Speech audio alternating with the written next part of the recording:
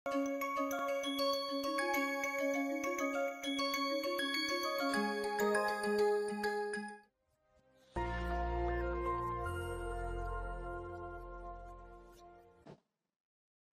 everyone. So far we have discussed the different aspects of nuclear chemistry, including the fundamentals of radioactivity, nuclear structure, nuclear models, different types of decays, detection of different types of radiations, and also nuclear reaction mechanisms, different types of nuclear reactions, including fission and fusion. And in the nuclear fission and fusion, we discussed about how to tap the energy from the nuclei to produce electricity, and that for the fusion efforts are going on.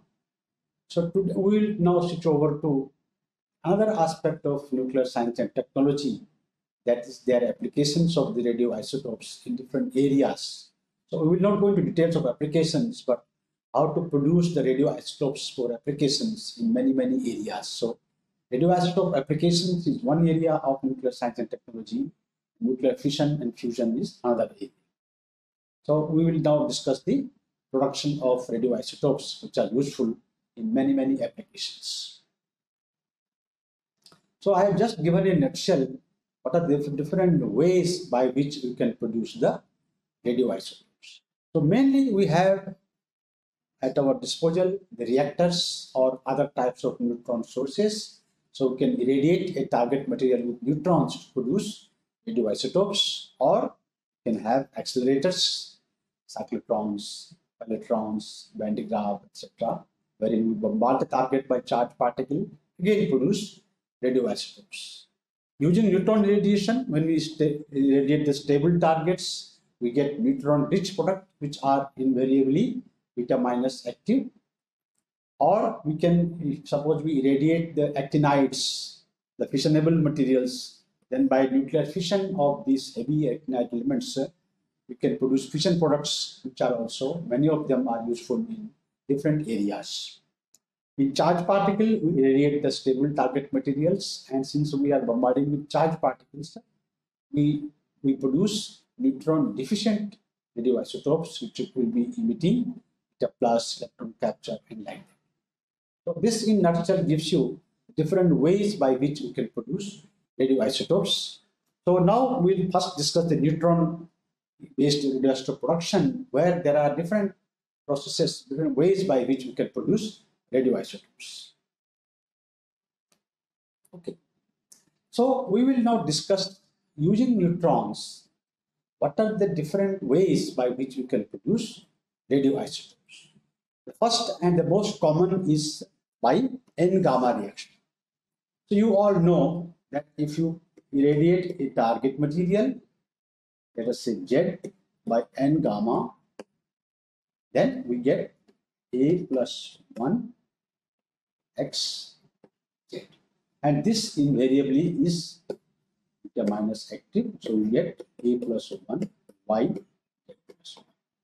So this is how we can, in fact, increase the atomic number of a target material by irradiating neutron, and then the neutron induced reaction product is beta minus active. So this is the most common route of radioisotope production in a reactor, or it can be even other source, like you can have photoneutron source, or you have a GT neutron source, you can have even a californium-52 fission source of neutrons. But the most common source of neutrons for radioisotope production is a nuclear reactor, where you can at the same time irradiate several targets and produce large amount of activity that we discussed in the nuclear reactions. So we have the, what I have listed out is the isotopes which are very much used in some area or other.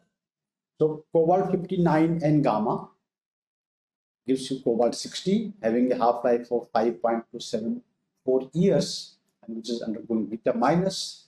And this cobalt-60 then after beta minus lands up in the excited states of nickel-60, and which gives you two beautiful gamma rays, 1172 and 1332. These are the gamma ray. Because of this gamma ray, the cobalt-60 finds a lot of applications in irradiation of materials, many applications you will find, industrial research based on gamma and so on. The cross sections are also given here in this column. Cross sections are very important. To get higher activity, we need to have higher cross sections. So sections are given in barns. One barn is 10 to the minus 24 centimeters square. So cobalt 60 is used in many industries like radiography or food irradiation. Many types of applications you will find cobalt 60 used as a source. This is a gamma source. Then we have molybdenum 99 by natural molybdenum 98 and gamma reaction. You can also produce molybdenum 99 by other routes, which we will discuss later on.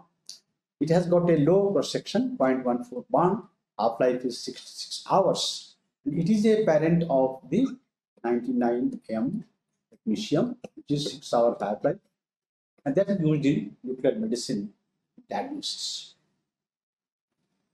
So again, sodium 23 and gamma sodium 24. Sodium 24 is a hard gamma emitter, which emits high energy gamma rays, and having a half-life of 15 hours. It is used as a tracer in many applications.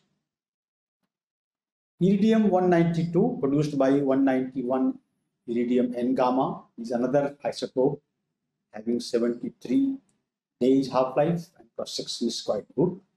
So iridium actually emits different energies in hundreds of keV, and for radiography it is used very commonly industrial radiography of many products like non-destructive testing of equipments we use. So cobalt 60 and iridium are used. If you want to do radiography of a heavy material, heavy machine tool, go for high energy gamma ray, cobalt 60.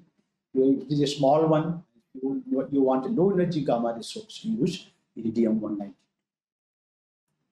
197 gold gives you N gamma 198 gold, 2.695 days. Cross section is also quite good. And 198 is used as a radio tracer in many applications in industry. Bromine 81 N gamma, bromine 82, you can even prepare a gaseous product, radioisotope tracer, or ethyl bromide, so a liquid tracer. So if you want to trace the path of a liquid or a gas, you can use bromine 82 tracer. So this 35 hours in industry, bromine 82 has a lot of applications when you want to trace the path of a particular, like a petrochemical. There is a leak of petrochemical in a long industry, an underground pipeline is going on. You want to know where the leakage is there. You use this bromine 82 as a tracer, and you can trace where the leakage is there. So these are the different ways by which N gamma way by which you can produce different isotopes. And one important aspect of this is that you irradiate the target material, the radioisotope also is of the same element, and so bulk of the material remain the same elements, and therefore they are not carrier free. Means all the atoms are not of radioisotope, but there is a bulk. Suppose you irradiate 1 gram of cobalt, then only maybe picogram or nanogram or microgram of cobalt will be converted into cobalt 60. Bulk of it still remains the cobalt 59. So that is what the meaning, that it is not a carrier free. So there is a carrier always associated with the carrier means the stable target element. So this is the drawback of this N gamma route, that you don't get a carrier free radioisotope. And carrier free means only the radioisotopes. Other isotopes or stable isotopes are not available in that particular concept. Okay. The another way is called the Szilard-Chalmers reaction. So the necessity to produce carrier-free radioisotope, but using N gamma reaction, led to this kind of developments in the radioisotope production. So this can also be called as isotope enrichment by recoil chemistry. That means you take such a compound that after the neutron N gamma reaction, the radioisotope is detached from the compound, and you have a carrier-free radioisotope. So this is more of ideal way of speaking, but we will see that you can increase the specific activity of the radioisotope consignment by using Szilard-Chalmers. When I say specific activity, means per gram of the target, how many atoms are radioactive. So what is the activity per gram of target? That is called the specific activity. So just to give you an example of Szilard-Chalmers, Szilard and Chalmers actually developed this methodology of producing radioisotope. So, for example, you want to get 82 bromine in the carrier-free form. By bromine 81 N gamma, you will get bulk of the bromine remains bromine 81, and so bromine 82 will be present in a large amount of bromine 81. But if you take an organic molecule like ethyl bromide, now bromine is bonded to ethyl group by a covalent bond, and when you have an N gamma reaction, then one of the bromine atom will become bromine 82, and what happens that because of the recoil, when this N gamma reaction happens, the gamma ray that is going out of bromine 82 will be excited. So 81 bromine N gamma bromine 82, and it is excited. So when it is emitting a gamma ray, this gamma ray will give a recoiled bromine 82, and it will be snapped from the organic moiety. So you will have bromine 82, which is not bonded to ethyl group. So now you have bulk of the material remains ethyl bromide, which has got different chemistry, and the bromine 82 may become bromide ion, and which will have a different chemistry. So you can separate bromine 82 from ethyl bromide, and you will get 82 bromine 3. Similarly, potassium chromate, 50 chromate, you irradiate with neutrons to get with 51 chromate. Now this chromate ion, so you CrO4 2 minus, that CrO bonds may get broken when the gamma ray gives a recoil to chromium 51. And because of the breaking of this bond, you will see free chromium, which may stabilize at chromium 3 plus. And therefore, this has got different chemistry than the chromate ion, which is chromium 6. And that's how if the target and the radioisotope have different chemistry, then you can do separation, get carrier-free radioisotope. So what is the concept behind the recoil chemistry? This is because the prompt gamma that is emitted from the excited nucleus formed by N gamma reaction, then when the gamma ray gives a recoil to the atom, then the linear momentum of the gamma photon, the momentum is conserved. So we can calculate what is that recoil that the recoil atom will give, what energy the recoil atom will get. So the momentum is nothing but for gamma ray energy upon c, energy of the gamma ray photon, and the velocity speed of light, and that same will be the momentum of the recoil. So whatever is the momentum of the photon, the recoil nucleus will get that much momentum to conserve the momentum. So if you see this is the momentum of the recoil, then the energy will be E square upon 2m. So it will be E square upon 2mc square. We can see here we have a 5 MeV gamma ray getting emitted from the compound nucleus. Then the 5 MeV gamma ray will give a recoil. Let's see what is the value.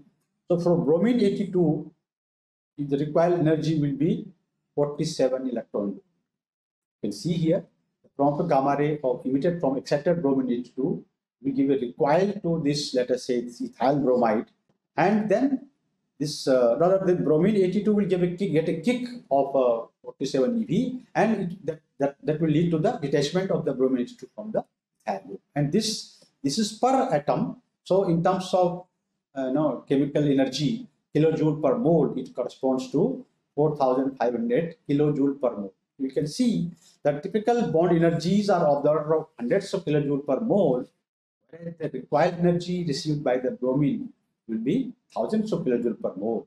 The net result of this recoil will be that since the required energy is more than the bond energy, the required atoms will get detached from the parent molecule, and you will have now the radioisotope as an isolated atom, and it will stabilize in its most stable state. So like bromine will become bromide if it is an organic solution. So you will find that bromine will have different chemistry than ethyl bromide. Similarly, the chromium will have different oxidation state than chromate. So you will have chromium 3 plus positive ion, the chromate ion. 2 minus ion. So then we can go for chemistry, separate radioactive atoms from the stable target. In fact, a very interesting experiment actually we had done.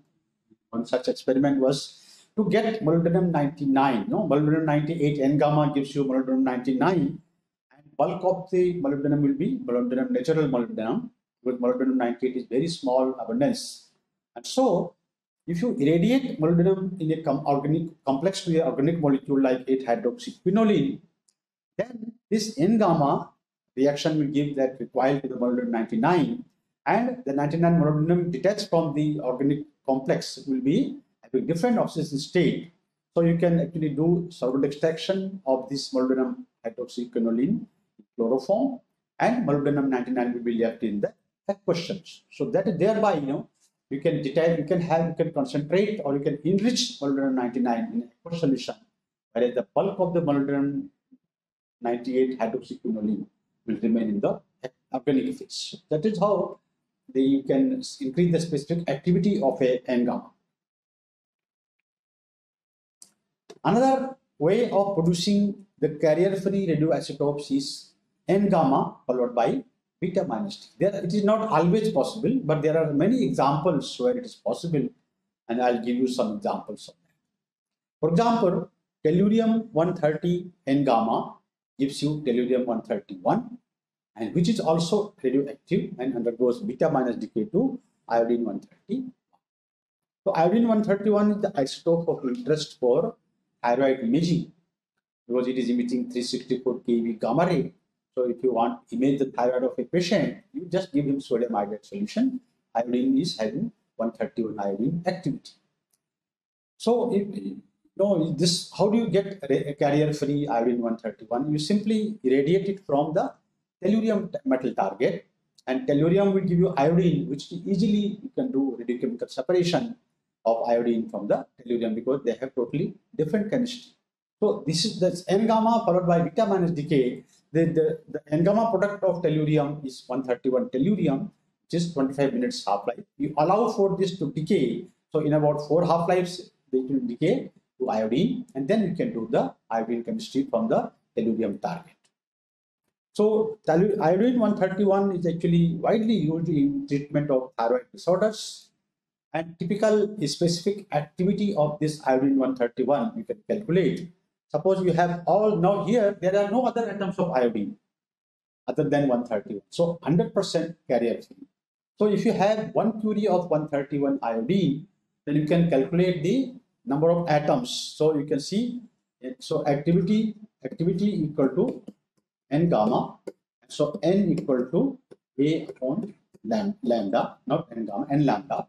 And so you know the half-life. So you can substitute for the lambda in terms of the 0.693 upon T half, and this T half will go up. That's what I have done here.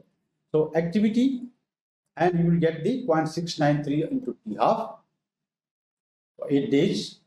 And then you can see Avogadro number will weigh 131 gram. So you can calculate in terms of number and convert to grams. So you will find that the activity, the specific activity of iodine 131 generated in this tellurium irradiation will be about 1.24 to the power 5 lakhs. So lakhs of curie per gram. Very, very high specific activity because all atoms, all radioactive atoms are of 131 iodine. There is no stable iodine, that is 127 iodine, so it is not present there. So these are the methods by which you can get carrier-free radioisotopes given by neutron reactions. Another example of this is lutetium-177 that is produced. You can produce lutetium-177 by 176 lutetium N gamma, but this lutetium will be having bulk of 176, and also you have 175 lutetium, which is the dominant acid. But here you will find that if you irradiate ytterbium, then ytterbium N gamma will give 177 ytterbium, and which is undergoing beta minus decay to 177. So you can, though they are rare earths, adjacent rare earths, but you can still separate them by careful radiochemical separations, and so you can have carrier-free lutetium-177, 6.78, which is used in treatment of neuroendocrine tumors, basically for the diagnosis and therapy of the tumors in the glands. So these are the examples of N-gamma followed by beta minus decay for production of radioisotopes.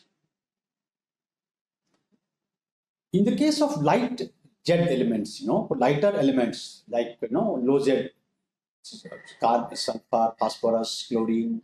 So up to, you can say, mass number 40, 50 or so, where the barriers for the emission of charged particles are low, so you can have NP and alpha type of reactions. So these reactions are possible only for the lighter targets, because for heavier targets, emission of proton and alpha is hindered because of the high. So you can irradiate like sulfur. If you irradiate sulfur compound, sulfate, sodium sulfate, you will get phosphorus 32. And then phosphorus 32, the cross sections are given, half-life of phosphorus 32, and the mode of decay is there. So phosphorus 32 is utilized in many applications, even for the skin catches for the treatment of skin cancer. Similarly, you have cobalt 58 as a from nickel 58 NP reaction. It is a small cross section. You have the 70-day half-life of cobalt 58, and it is emitting beta plus or an electron capture. Okay. Cobalt 58 is used as a tracer in many applications. Then you have carbon 14 and sulfur 35, which are also used as radio tracers in organic chemistry. You can use carbon 14. You can use in organic reactions. Sulfur 35 also, sulfur 35 labeled compounds you can use in synthesis of organic compounds containing sulfur. So for neutron-induced reactions wherein the proton and alpha are emitted, mostly involving the lighter elements, and certain isotopes are very useful, so you go for these methods. Then with the aluminum, you have N-alpha, but that requires a fast neutrons, because this has got threshold reaction. So the Q value is negative. So thermal neutrons you will not do. You require a higher energy neutrons, energy more than a keV, we will call fast neutrons. And so if you want to produce sodium-24, see, normally sodium-24 you can produce by sodium-20 through N-gamma reaction. But if you want carrier-free sodium-24, go for this route, aluminum-27 and alpha, sodium-24, 15 hours apply. And even with thermal neutrons, you can produce tritium, then lithium N6 and alpha, you can get tritium. And this tritium, in fact, this route is used to produce tritium for strategic applications, and for that matter, even for normal applications, you can use tritium for some applications. So you can see here, if you do this method, NP and alpha type of reactions, then by this method, since the target element and the radioisotope produced have different chemistry, they are different Z value, so you can do chemistry, and then you have these isotopes are carriers. These are the methods by which you can even use neutrons to produce carrier-free radioisotopes. Then there are certain methods called multi-stage neutron capture. Multi-stage means after one neutron capture, whatever isotope is formed, it will continue to capture neutrons, and you will get a much higher isotope of the same element, or there can be beta. So successive neutron capture this happens when the flux is very high, so that the radioisotopes that produced, you can further capture neutrons to next isotope.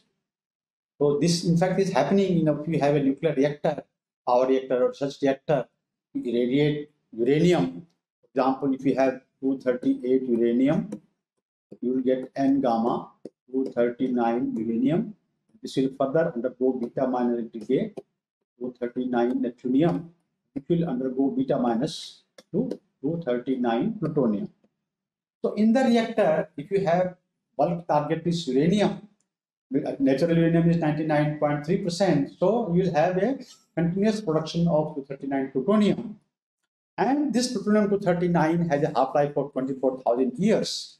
It will capture neutron to get 240 plutonium. 240 is having half-life 6,000 years. It will become capture another neutron, 241 plutonium, and which is emitting beta minus to 241 americium. You can see all the isotopes have half-lives in years. So if you want to produce americium-241, which is very, very useful in many applications, then you need to do. So in the reactor, you will find a lot of plutonium is being produced. About, if you have a ton of fuel, then about a kg of plutonium will be formed. And this is continuously capturing neutrons to form. And so spent fuel of a reactor, such reactor or power reactor will always have plutonium and americium. This is the way by multiple neutron capture. Similarly, in fact, the same concept is used in producing tungsten 188. Tungsten 188 is a parent of rhenium 188, and 188 rhenium can also be produced by N gamma, but this is not carrier free, and you require for many applications carrier free radioisotope. So if you radiate tungsten 186 by N gamma, you get tungsten 187 having half-life of 23.7 hours, and this can capture another neutron to get tungsten 188. This tungsten 188 will undergo then beta minus decay to rhenium 188. So this is like a generator system. 69 days half-life of tungsten 188 going rise to rhenium. So you can have a system column containing tungsten 188 and you can milk rhenium 188. So this is the way whatever rhenium you will get will be carrier free. But this successive neutron captures, since the half-life is short, it requires a very high flux reactor. Otherwise, the production rates may be much lower than the decay rate of this isotope. So typically 10 to the power 15 neutron per centimeter square per second is the flux required to produce this kind of isotopes. Of course, we have discussed nuclear fission in previous lectures also. So nuclear fission is a very, very rich source of beta minus radioactive isotopes. So you already know that if you irradiate uranium with thermal neutrons, you get several pairs of fission products, like one pair being 144 barium plus krypton 90. And this is the mass distribution as a function of mass number. The fission yield maximum about 8%. Minimum about 0.01 at symmetry. The lower yields are also there. So it is an asymmetric mass distribution. So you will have a large number of fission products produced in fission, and many of them are long-lived and have a lot of applications. So normally the fission products have higher N by Z compared to their stable isotopes, and so most of them are beta minus active. There is a chain of isobars wherein the beta decay takes place, and you will have about 500 fission products that will be formed in the fission process. So you can pick up the ones which find applications in many areas, and then you can go for subsequently the radiochemical separation of individual isotopes used in different areas. Now, so this is the list of radioisotopes that are produced in fission, long-lived fission products. Krypton 85. So you can see here, if you try to draw the mass yield curve,